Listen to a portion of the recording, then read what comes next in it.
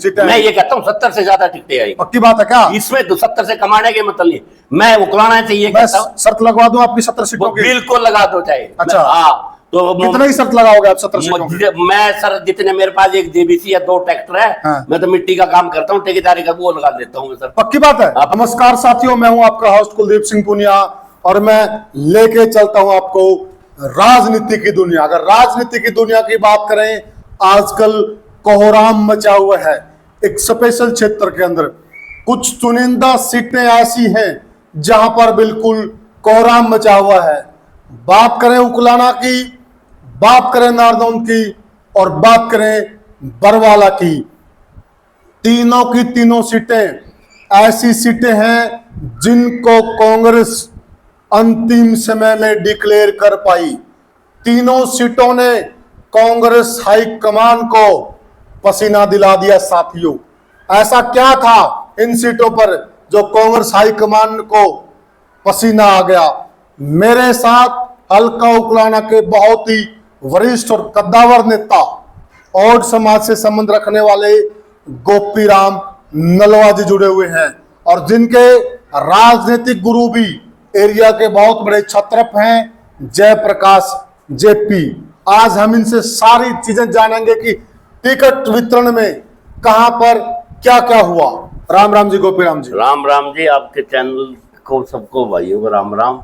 गोपीराम जी, आप टिकट की दौड़ में थे और बहुत प्रमुखता से आपका टिकट की दौड़ में नाम चल रहा था, परंतु अंतिम समय में ऐसा क्या हुआ कि आपको टिकट नहीं मिली और नरेश सेलवाल को टिकट मिल गई? ऐसे था कि टिकट की दौड़ में आवेदन तो बहुत लोगों ने किए। हाँ जी हाँ। मैं पुराना कांग्रेसी नेता होता हुआ तो मुझे उम्मीद भी थी कि मेरे को उकलाना से टिकट मिलेगी जी। और फिर क्या कि 1 अगस्त को कैथल के अंदर मतलब बावरिया जी ने हमारी मीटिंग ली थी ऑटो। बिल्कुल। तो उसमें शायद आप भी वहां थे, हाँ, मौजूद थे।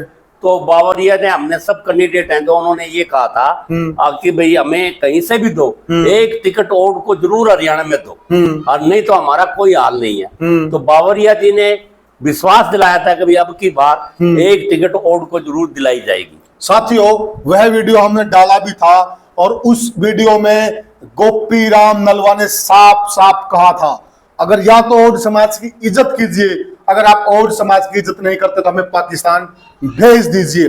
और यह बात बोल के चले आए थे।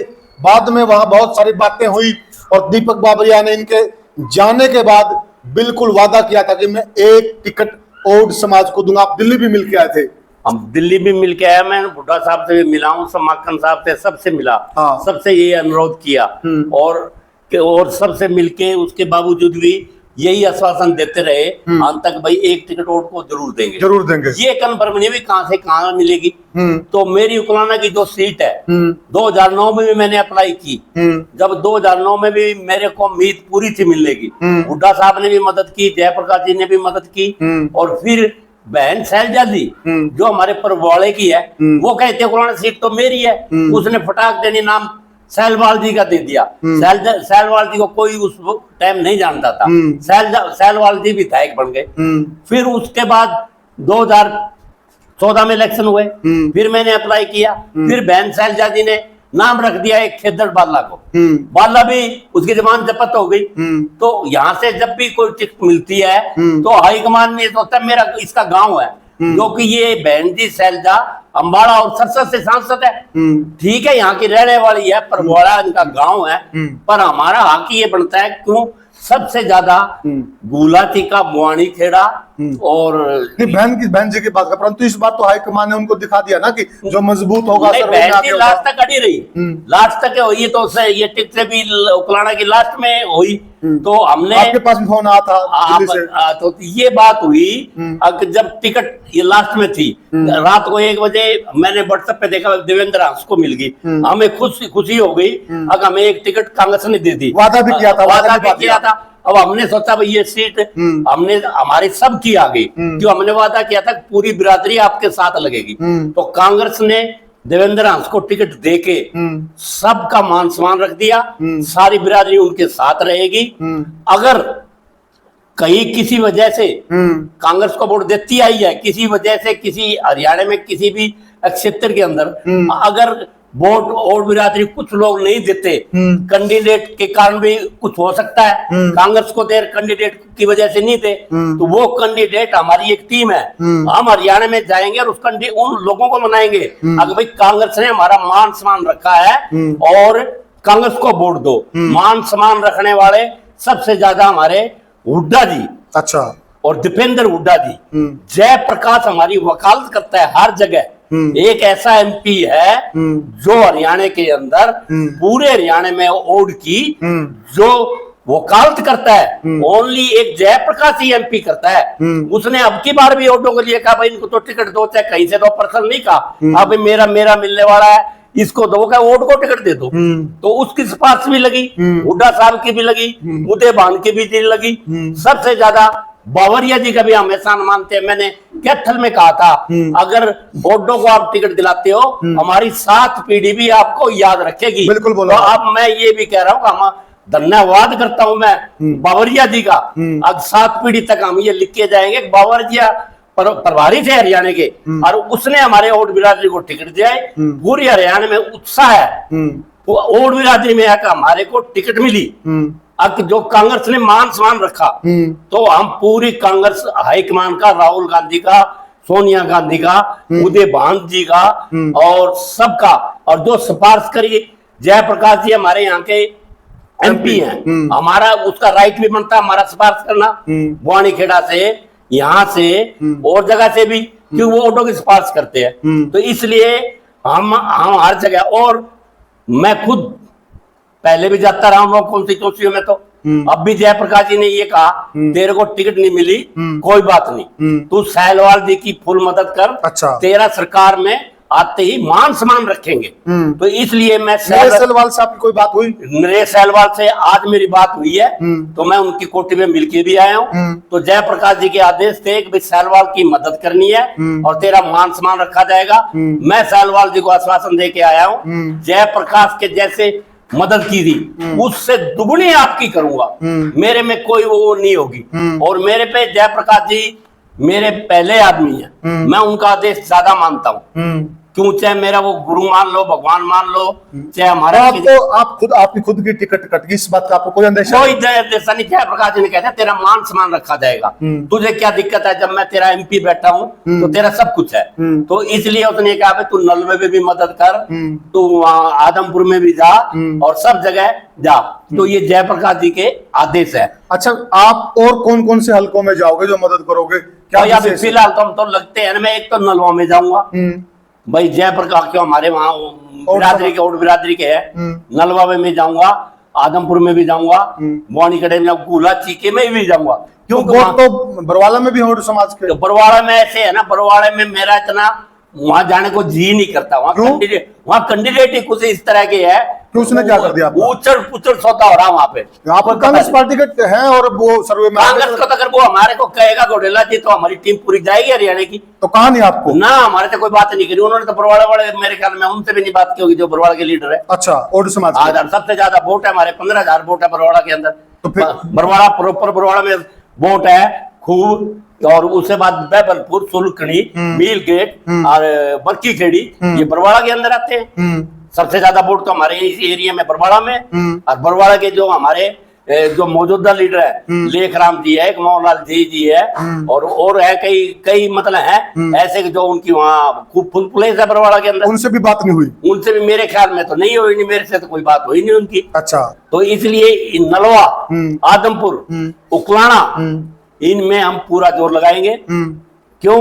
ये कौन सी लोकसभा जयप्रकाश की है, तो जयप्रकाश जहां आदेश देगा हम उस जगह जरूर जाऊंगा मैं। अच्छा। और रही गुले चिके की बात, देवेंद्र हंस निर्दलीय खड़ा हुआ था जब हमने बावरिया जी को कहा था कि 29,000 वोट लेके गया था। बिल्कुल। अच्छा, फिर उसको टिकट मिलने का कारण उसके साथ पब्लिक बहुत है, वहाँ के लोग हैं, लोगों का भी असर पड़ा है टिकट लेने में। और समाज का तो उन्होंने तो दिया ही दिया, पर वहाँ की जनता ने उसको सहयोग दिया। तो हाईकमान को भी ये पता था कि भाई गुले चिके की जो जनता है वो देवेंद्र हंस को चाहती है। तो मैं तो धन्यवाद गुले चिके की जनता का भी चाहता हूँ, आके गरीब आदमी को इतना ठीक प्यार है, दिया। इतना प्यार दिया और वो बहुत वोटों से जीतेगा। एक तरफा इलेक्शन है उसका। नेमोनेशन के टाइम पे मैं गया था, मैं उस एरिया के गांवों को नहीं जानता। 2-4 गवार गाड़ी में हम बस स्टैंड पे रुके, हमने पूछा भाई ये टिकट लिया है यहाँ पे कांग्रेस की देवेंद्र जी, तो इसका क्या रहा? वो कहते एक तरफा जीतेगा। हम जिस गाँव में भी रुके तो हम उन्होंने यही कहा कि भाई तो एक तरफा जीतेगा। तो क्या मान के चले हरियाणा में सरकार किसकी बनने वाली है? क्योंकि सरकार तो कांग्रेस की बनेगी। उड्डे टिकटें ऐसे बनती है हाँ। जो जिताऊ कैंडिडेट है। कितनी टिकटें आएंगी, सीटें मैं आएंगी? ये कहता हूँ 70 से ज्यादा टिकटें आएगी। पक्की बात है क्या? इसमें तो 70 से कमाने के मतलब नहीं। मैं उकलाना चाहिए मैं कहता हूँ, शर्त लगवा दूं आपकी 70 सीटों वो की? बिल्कुल लगा दो चाहे। अच्छा। हाँ, तो कितना ही शर्त लगाओगे आप 70 सीटों की? मैं सर जितने मेरे पास एक जेबीसी या 2 ट्रैक्टर है, हाँ। मैं तो मिट्टी का काम करता हूँ, ठेकेदारी का वो लगा देता हूँ सर। पक्की बात है? हाँ, पक्की ये तो बात। सारा कुछ ही दाव पे लगा रहे हैं आप। हाँ, तो मैं तो लगा रहा हूँ, तो सीटें आएंगी, टिकटें इतनी बांटी है आप। और फिर हम भी सोच लीजिए, आप सोच समझ के आप बात कीजिए। बहादुरगढ़ से लेकर डाबर तक चले जाओ, तो आप ये हिसाब लगा लो, यहाँ से 2-3 सीटें लेके जाएगी कांग्रेस। अच्छा। बाकी पार्टी है, बाकी कांग्रेस। कांग्रेस है। और आप वहां से दिल्ली से चलो, अम्बाड़ा तक जाओ, वहां कितनी सीटें ले जाओगे? और आप इधर बीच में आ जाओ। अब जैसे उकलाना की बात है, 26,000 वोटों से जीता था चौधरी जयप्रकाश जी। उसका कारण ये था अगर भाई मोदी आएगा, कौन आएगा, लोग भ्रम में थे, लोगों को भकाया गया। और कुछ जयप्रकाश किए, मैं कहना नहीं चाहता, कुछ अंदर घात भी किया लोगों ने। जिन आदमी ने किया वो सबको पता है भाई, इसके लिए इसको अंदरघात किया है। तो मैं कह रहा हूं कि 26,000 से जीते थे जयप्रकाश जी, और 52,000 वोटों से कम सोच समझ के बोलना आप। 52,000 कम से कम वोटों से जीतेगा सहलवाल। हाँ, अच्छा। क्यों? पहले एमपी रहा, पहले एमपी जब जयप्रकाश जी थे, ये एमएलए थे। उस 2009 के अंदर इसने काम किए लोगों के, और उसके बावजूद जब दूसरा एमएलए बना यहाँ पे अनूप धाड़क, 10 साल रह चुका, तो वो लोगों से मिला ही नहीं, काम ही नहीं किया। अब किसी गांव में काम ही नहीं किया। 10 साल से पहले की तुलना और आज की तुलना करो, और सहलवाल के काम आज भी दिखते हैं, और सहलवाल आगे भी काम करेगा। और दूसरी बात ये, शरीफ आदमी है, हरियाणा में शरीफ कैंडिडेट है तो सहलवाल है सबसे पहले। साथियों, हमने पहले भी वीडियो बनाई थी और हमने बताया था कि दीपक बाबरिया जी इस प्रकार के समाज से मिल रहे हैं जिनके साथ पहले किसी बड़ी पार्टियों ने ऐसे मुलाकात नहीं की। और वहां पर दीपक बाबरिया जी ने वादा भी किया था, हम मौजूद थे उस मीटिंग के अंदर।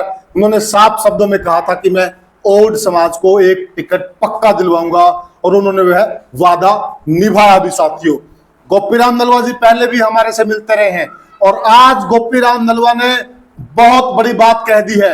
ये मिट्टी का काम करते हैं, छोटा मोटा ठेकेदारी का, इनके पास जितने भी व्हीकल हैं, ये शर्त लगाने की बात कर रहे हैं कि 70 सीटें आने वाली है कांग्रेस पार्टी की, और मैं मेरे सारे के सारे साधन दांव पे लगाने के लिए भी तैयार हूं अगर कोई ये बोलता हो कि कांग्रेस पार्टी की 70 सीटें नहीं आएंगी। आप क्या सोचते हैं साथियों? बाकी सबसे बड़ा फैसला जनता जनार्दन का है, और आप ही जनार्दन हैं, तो आप ही बता दीजिए कि हरियाणा के अंदर क्या होने वाला है। तो साथियों, आपको चर्चा कैसी लगी हमें कमेंट सेक्शन में जरूर बताएं। राम राम साथियों।